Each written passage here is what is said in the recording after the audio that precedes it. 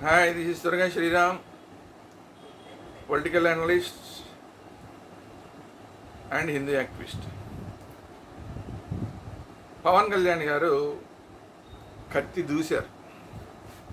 ఎక్కడ మహారాష్ట్ర ఎన్నికల్లో కత్తి దూసి అందరికీ ఒక వార్నింగ్ ఇచ్చారు. అరే బాబు, మీరు పావు గంట ఛాన్స్ ఇవ్వండి, మా సత్తా ఏంటో చూపిస్తామని చెప్పారు అని ఎంఐఎంకి ఒక వార్నింగ్ ఇచ్చారు.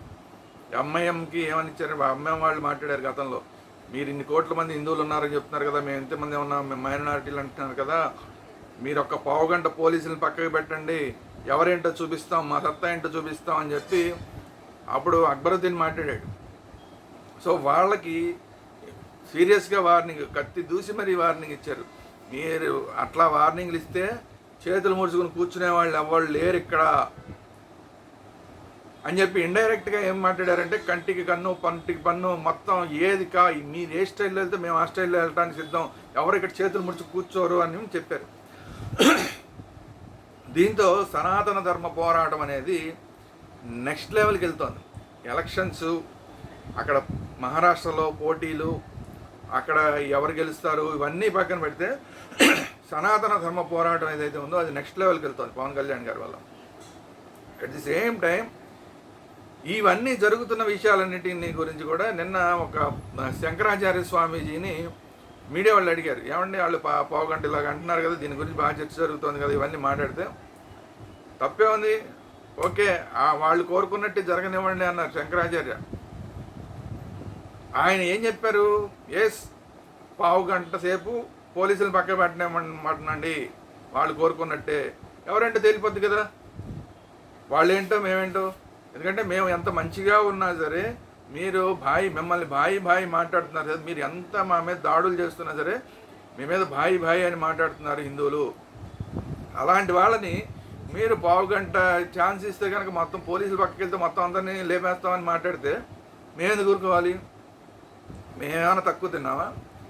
రండి, తేలిపోద్ది, మైదానంలోకి రండి, తేలిపోతుంది, పావుగంటలో అసలు వీళ్ళ తేలిపోద్ది, ఏంటనేది తేలిపోద్ది, ఎవరేంటనేది తేలిపోతుంది కదా అని చెప్పి శంకరాచార్య మాట్లాడారు.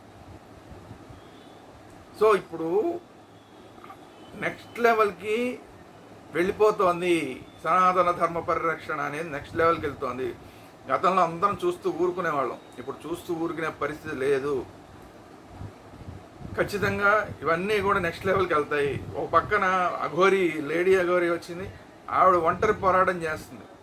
ఆఖరికి పోలీసులు ఆవిడ మీద ఒంటి మీద చేతులు వేసినా కూడా ఆవిడ నా మీద చేతులు వేస్తారా అని చెప్పి మాట్లాడుతుంది.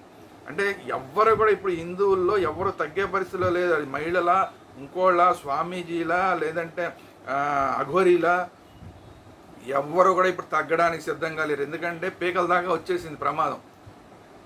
వాళ్ళు దాడులు చేసేస్తున్నారు, దేవాలయాల మీద దాడులు చేసేస్తున్నారు, దేవాలయాలను ధ్వంసం చేసేస్తున్నారు.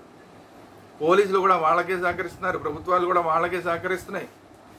సో ఇట్లాంటి పరిస్థితుల్లో ఒక స్టేజ్ దాటిపోయి ఆగ్రహావేశాలు అవన్నీ హిందువులు ఒక స్థాయి దాటిపోయినాయి. ఇక పోరాటంలోకి దిగిపోతున్నారు ఒక్కొక్కళ్ళు. మేము ఎప్పటి నుంచో పోరాటాలు చేస్తున్నాం. ఇప్పుడు ఎప్పుడైతే పవన్ కళ్యాణ్ గారు వచ్చారో అది ఇంకా నెక్స్ట్ లెవెల్కి వెళ్ళింది. ఇప్పుడు స్వామీజీలు కూడా డైరెక్ట్ శంకరాచార్యులే మాట్లాడుతున్నారా, రండి తెలియజేసుకుందామని. అఘోరీలే మాట్లాడుతున్నారు, రండి నేను వచ్చాను, ఒక్కదాన్ని వచ్చా అని ఛాలెంజ్ చేస్తుంది అఘోరి. రేపు పొద్దున అసలు అక్కడ తెలంగాణలో రాజన్న దేవాలయంలో అక్కడ ఏదైతే దర్గా ఉందో దర్గా నేను ఒక్కదాన్ని పడగొట్టేస్తా అని చెప్తుంది ఆవిడ. ఎన్ని కేసులు పెట్టుకోండి అంటుంది. అంటే ఏ స్థాయికి హిందువుల ఆగ్రహావేశాలు వెళ్ళిపోతున్నాయి, హిందువుల పోరాటం అనేది నెక్స్ట్ లెవెల్కి ఎలా వెళ్తుంది. దానికి పవన్ కళ్యాణ్ గారు ఏ విధంగా ఇప్పుడు తిరుపతిలో మాట్లాడిన విధానం కానీ, ఇప్పుడు మహారాష్ట్రలో మాట్లాడిన విధానం కానీ ఎంత ఉపయోగపడుతున్నాయనేది హిందూ సమాజం చూస్తోంది. ఈయన ఇంకా ముందుకి ఈ సనాతన ధర్మ పరిరక్షణ అనే దాంట్లో ఈయన ఇంకా ముందుకెళ్ళాలి. ఇక మహారాష్ట్రలో మాత్రమే కాకుండా రేపొద్దున బీహార్లో ఎలక్షన్ జరిగిన బీహార్లో కూడా వెళ్ళి సనాతన ధర్మం గురించి అక్కడ మాట్లాడాలి. ఎక్కడికక్కడ సనాతన ధర్మం గురించి పవన్ కళ్యాణ్ గారు మాట్లాడుకుంటూ వెళ్తే ఇది మొత్తం అంతా కూడా దేశవ్యాప్తంగా సనాతన ధర్మ పోరాటం అనేది దేశవ్యాప్తంగా ఊపందుకునే అవకాశం ఉంది. సో దీనికోసం పవన్ కళ్యాణ్ గారు పనిచేస్తున్నారు, కీలకంగా పనిచేస్తున్నారు. మహారాష్ట్రలో ఆయన ఎఫెక్ట్ కూడా చాలా బాగా ఉందని అందరూ చెప్తున్నారు. ఎందుకంటే చాలా సభల్లో మాట్లాడారు. ఆ మాట్లాడిన తర్వాత అక్కడ కూడా పాజిటివ్ రెస్పాన్స్ అంతా కూడా వచ్చింది. జనం అసలు ఆయనకు వచ్చే జనం, మహారాష్ట్రలో కూడా ఆయనకు వచ్చే జనాన్ని చూస్తే అసలు నేషనల్ లెవెల్ లీడర్లే, బీజేపీ లీడర్లు షాక్ అయిపోతున్నారు. ఏంటి పవన్ కళ్యాణ్ గారికి మహారాష్ట్రలో ఇంతమంది ఫ్యాన్సా, మహారాష్ట్రలో ఇంతమంది చూడడానికి ఈయన వస్తున్నారా అని ఆయన్ని చూసి షాక్ అయిపోతున్నారు national level leaders, BJP leaders కానీ, ఆర్ఎస్ఎస్ లీడర్స్ కానీ. ఆర్ఎస్ఎస్ కూడా చాలా తీవ్రంగా ఈయన్ని గమనిస్తుంది. ఈయన ఒక ఐకాన్గా చేయడానికి రాబోయే రోజుల్లో అసలు ప్రత్యేకించి ఆర్ఎస్ఎస్ పూనుకునే అవకాశాలు కూడా కనబడుతున్నాయి.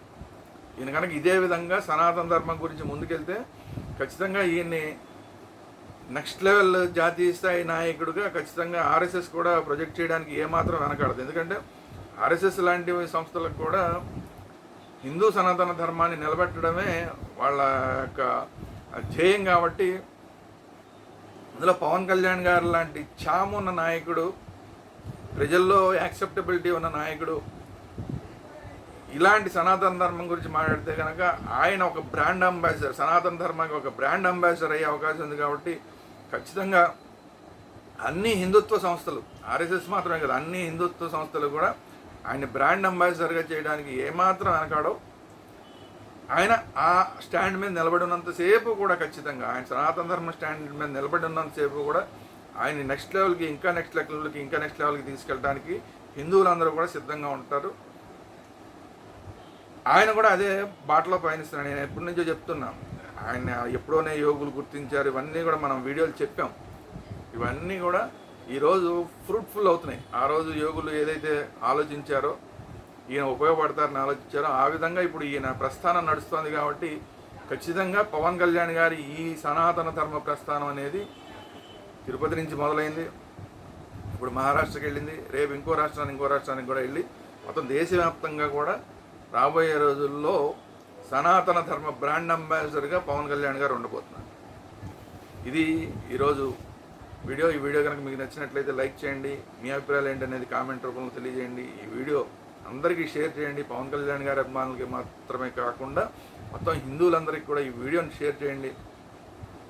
అందరూ ఏకమవడానికి ఇలాంటి వీడియోలన్నీ కూడా ఉపయోగపడతాయి. కాబట్టి అందరికీ ఈ వీడియో షేర్ చేయడం చాలా ఇంపార్టెంట్. సో వీడియో షేర్ చేయండి. అట్ ది సేమ్ టైం వేదాంత ఛానల్ని సబ్స్క్రైబ్ చేయండి. చాలామంది చూస్తున్నారు కానీ సబ్స్క్రైబ్ చేయట్లేదు. సబ్స్క్రైబ్ చేయడం కూడా సనాతన ధర్మ పోరాటంలో ఒక భాగం. పవన్ కళ్యాణ్ గారు చెప్తున్న దాంట్లో, ఆ పోరాటంలో ఇలాంటి వీడియోలు వచ్చే ఛానల్స్ అన్నింటినీ కూడా సబ్స్క్రైబ్ చేయడం అనేది కూడా చాలా ఇంపార్టెంట్ అన్న విషయాన్ని ప్రతి ఒక్క వ్యూయరు కూడా గుర్తించాలి. అందువల్ల ఇలాంటి సనాతన ధర్మం మీద, పాలిటిక్స్ మీద, అన్ని విషయాల మీద వచ్చే వేదాంత ఛానల్ని సబ్స్క్రైబ్ చేయండి. అట్ ది సేమ్ టైం ఈ పొలిటికల్ అంశాల్లో వచ్చే పొలిటికల్ వేదాంత ఛానల్ సబ్స్క్రైబ్ చేయండి. అలాగే ధార్మిక సంబంధమైన వచ్చే భక్తి వేదాంత ఛానల్, ఈ 3 ఛానల్స్ని కూడా సబ్స్క్రైబ్ చేసుకోండి. Thank you.